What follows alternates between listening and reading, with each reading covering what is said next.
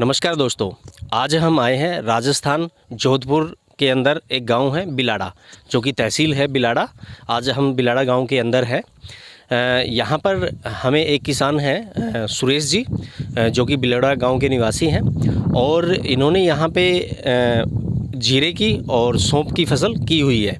तो चलिए जानते हैं सौंफ के बारे में और जीरे के बारे में विस्तार से जानकारी।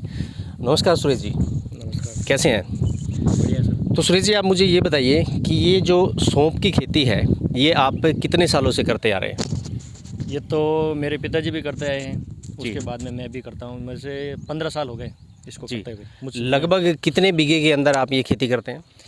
ये लगभग 30-40 बीघे में। 40 बीघे में।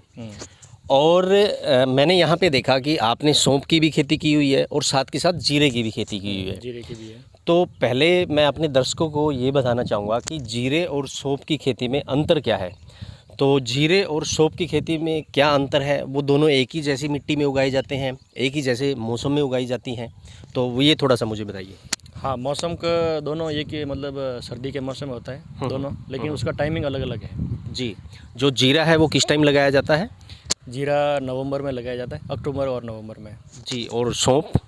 सौंफ 2 टाइम में लगता है, एक जुलाई में लगता है और एक नवंबर में लगता है। जी, जुलाई में और नवंबर में। अब जैसे हमारी पहले बात हो रही थी तो आपने बोला कि जीरे की खेती में मिट्टी के अंदर नमी नहीं होनी चाहिए। तो इसके बारे में थोड़ा सा विस्तार से बताएंगे कि भाई कैसे नमी नहीं होनी चाहिए और उसके लिए कैसी मिट्टी चाहिए?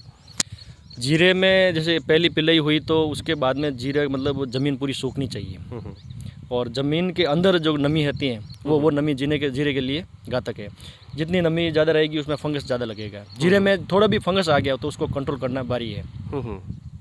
दूसरी फसल में फंगस का कंट्रोल हो जाता है, इसमें नहीं होता है जीरे के अंदर। जीरे के अंदर। तो आपने जैसे बताया था कि जीरे की फसल एक बार सूखनी भी ज़रूरी होती है, उसके बारे में थोड़ा सा। जड़ें एक बार मतलब उसकी सूख जाए फिर उसकी दूसरी पिलई होती है और फिर बाद में उसको और सुखाते हैं जड़े को, फिर तीसरी पिलई होती है। पिलाई मतलब उसको नुलाई गुड़ाई को बोलते हैं आप?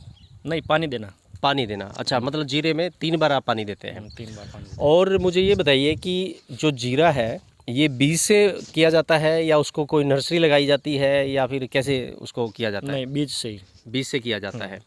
और 1 एकड़ के अंदर लगभग जीरा जो है वो कितनी उसकी उपज निकल आती है?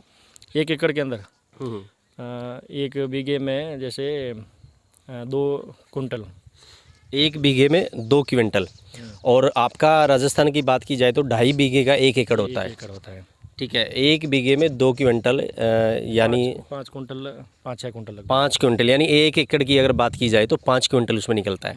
और इसका भाव क्या होता है जो एवरेज? भाव जैसे 15,000 से 20,000 के बीच में। 15,000 से 20,000 रुपये के बीच में जीरे का। अगर हम एवरेज 18,000 रुपये मान के चले तो 18×5 लगभग 90,000 रुपये तक इसका हो जाता है आराम से। लेकिन फिर ये क्या इसको हम, जैसे नॉर्थ इंडिया है, उत्तरी भारत है, हरियाणा पंजाब है, इस साइड में भी या यूपी साइड में भी, महाराष्ट्र साइड में भी हम जीरे की खेती कर सकते हैं या फिर ये राजस्थान ही कुछ ऐसा है कि भाई यहीं पे की जाती है? राजस्थान सूखा इलाका है, ज़मीन के अंदर पानी का वाटर लेवल नीचे है, जो नीचे की नमी ऊपर नहीं आती है, उसकी वजह से जीरा सक्सेस है यहाँ पर। और यहाँ राजस्थान में हर जगह सक्सेस नहीं है। मेरे खुद के खेत में जैसे 100 बीघे खेत में पूरे 100 बीघे में जीरा नहीं होता है। 25 बीघे में छोड़ रखा है। पहले जीरा होता था, अब नहीं हो रहा है, अब नहीं करते उसमें। जी जी जी। और जो ये सौंफ है, आप सौंफ देख रहे हैं, तो अगर इस सौंफ की बात की जाए तो इसके लिए हमें कैसी ज़मीन चाहिए, पानी कितना चाहिए और ये किस तरह की मिट्टी में कर सकते हैं? क्या इसको हरियाणा पंजाब में कर सकते हैं? हाँ, इसको हर जगह कर सकते हैं। हर जगह कर सकते हैं। तो इसके लिए कितना पानी की ज़रूरत पड़ती है? इसमें 7-8 पिलई होती है। इसमें 7-8 बार पानी देना पड़ता है। 7-8 बार पानी देना पड़ता है। और इसको भी बीज से लगाया जाता है? हाँ, बीज से ही। अच्छा, इसका लगाने का जो आपने टाइम बताया है वो जुलाई और नवंबर में। लगभग कितने दिन की खेती होती है ये दोनों का जैसे ख़त्म होने का टाइम सेम ही है। अगर जुलाई में लगेगा तो अभी कितना, फरवरी मार्च तक ये चलेगा। मार्च तक इसकी चलेगा। अगर नवंबर में लगेगा तो भी मार्च तक चलेगा। जी जी। हाँ। और इसके लिए पानी की कैसी ज़रूरत होती है? मतलब आपको मीठा पानी ही चाहिए, नदी का, नहर का, या कोई भी आपका बोर का पानी भी चल जाता है?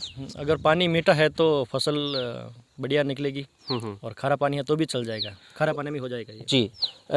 अगर सौंफ की हम बात करें तो इसमें कोई बीमारी आने का खतरा या ऐसा हो कि भाई जैसे हमने हरियाणा पंजाब में इसको लगाया और हमने इसको उगा तो दिया, फिर कुछ ऐसी बीमारी इसमें आ जाए और एकदम सारी फसल ही ख़त्म हो जाए, कोई ऐसा भी डर होता है इसमें? नहीं, इसमें ऐसा कोई डर नहीं है, खाली ये मोहल्ला होता है इसमें एक बीमारी, वो नॉर्मल स्प्रे से मर जाता है। से मर जाता है।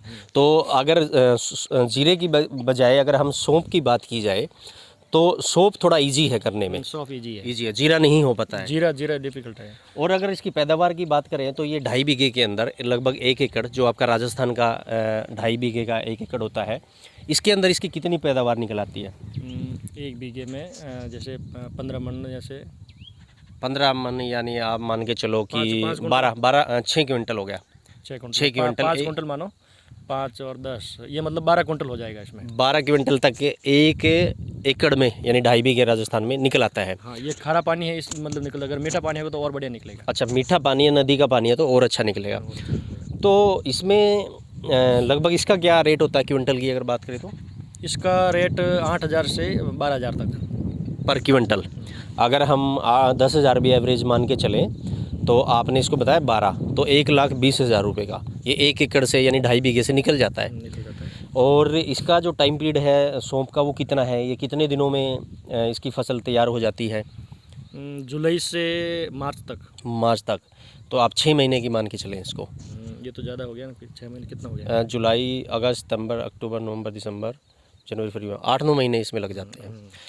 तो ये भी एक अच्छा विकल्प है। जो हरियाणा पंजाब में लोग आजकल चावल से परेशान है, पानी से परेशान है, और उसके बावजूद भी मंडियों में अच्छे रेट नहीं मिल पाते हैं, और फिर उसके बाद भाव भी जो है अच्छे नहीं मिल पाते हैं। ऐसा भी हमें देखने को मिला है कि जिन लोगों ने चावल लगाए हैं उसमें 1 एकड़ के अंदर 20-20 हज़ार रुपये तक खर्चा आता है, फिर 50,000 रुपये की वो ज़्यादा से ज़्यादा फसल निकल पाती है, 30,000 किसान को बच पाता है। उसमें भी अगर उसने ज़मीन का रेंट दिया है तो उसको कुछ नहीं बच पाता है।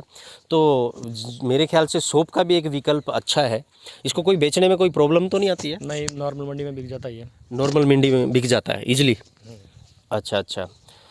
तो फ्रेंड्स, आज हमने जो ये आपको जानकारी दी ये सौंफ की खेती के बारे में और जीरे के बारे में भी हमने कंपेयर किया। तो जैसे हमने पहले भी सुरेश जी से बात की थी, तो हमने कुछ इसका निष्कर्ष ये निकाला है कि जो शुष्क इलाके हैं जहाँ पर पानी की प्रॉब्लम है, राजस्थान के इलाके हैं या फिर मध्य प्रदेश के इलाके हैं जहाँ पे पानी की बहुत ज़्यादा प्रॉब्लम है, तो वो जीरे की खेती कर सकते हैं। बाकी हरियाणा, पंजाब या यूपी जैसे शहरों में जीरे की खेती करना मुश्किल है। और सौंफ की अगर बात की जाए तो सौंफ में बीमारी भी नहीं आती है, पैदावार भी अच्छी निकलती है, रेट भी अच्छा मिलता है, और इसको हम जो है हरियाणा, पंजाब या किसी भी स्टेट में कर सकते हैं।